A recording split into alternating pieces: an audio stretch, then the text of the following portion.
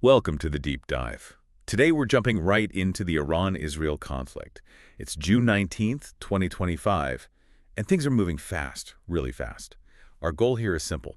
Unpack the latest reports, give you the key takeaways, understand what's happening right now, and, well, what it might mean globally. So maybe you can kick things off. What are the really critical events that have led us here? Yeah, absolutely. What's immediately striking is just how direct things have become. Iran launched this, well, major missile and drone attack. And it wasn't just military targets. There was a direct hit on Soroka Medical Center down in Beersheba. That's a large civilian A hospital. hospital, wow. Yeah. What was the impact there? Reports say over 240 injuries. Thankfully, no fatalities reported, but hitting a major hospital like that, it's a serious escalation. It really raises questions, about targeting, about potential humanitarian issues spiraling. The psychological impact alone is huge. And you mentioned it was a major attack.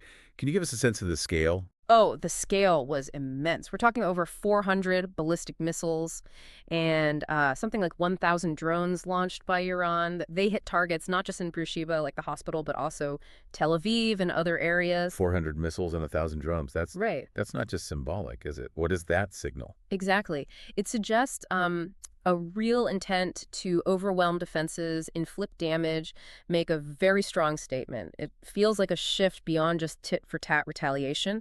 And Israel's response, it was swift and very targeted. Targeted how? What do they go after? They went straight for Iran's nuclear infrastructure. Airstrikes hit the heavy water reactor at Arak. That's key for potential plutonium production. They also hit centrifuge facilities, which are crucial for enriching uranium. Plus, reports mention over 100 other military sites targeted. So hitting Arak, hitting centrifuge sites, Israel's clearly aiming to, what, degrade Iran's nuclear capability directly. Precisely. It looks like a move to actively thwart, what Israel sees as Iran's nuclear ambitions, not just contain, but roll back. And alongside these military actions, the rhetoric, it seems to be getting pretty intense. It's incredibly intense. Israel's defense minister, Israel Katz, made a statement that Ayatollah Khamenei cannot continue to exist, Damn. suggesting his elimination as an actual war aim. That really changes the game, doesn't it? It absolutely does. It takes it to a whole different level. Yeah. And this isn't happening in a vacuum, right? What about other players? No, definitely not. The U.S. is involved. President Trump has reportedly approved strike plans. He's apparently weighing deeper American involvement. Okay, so U.S. potentially getting more involved. Yeah. But that comes with risks, surely. Huge risk. And almost immediately after those reports, Russia issued a warning, a stark one. They basically said U.S. intervention could push the world towards a nuclear disaster. Wow. Nuclear disaster. So the superpowers are now directly part of this escalating tension. They are. And amidst all this high-level maneuvering, you have the human cost. It's mounting. Amnesty International is raising alarms. They're talking about an unprecedented toll on civilians, strikes on hospitals in both countries, actually. Both countries. Yeah. And displacement. Yes, increased civilian displacement.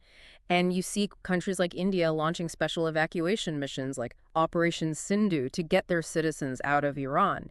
That tells you something about the perceived safety situation on the ground. Right. So we have the direct conflict, the superpower warnings, the human cost. What's the diplomatic picture look like? Is anyone trying to put the brakes on? There's definitely pressure mounting. The UN Security Council is expected to take this up very soon. You're hearing European leaders urging caution.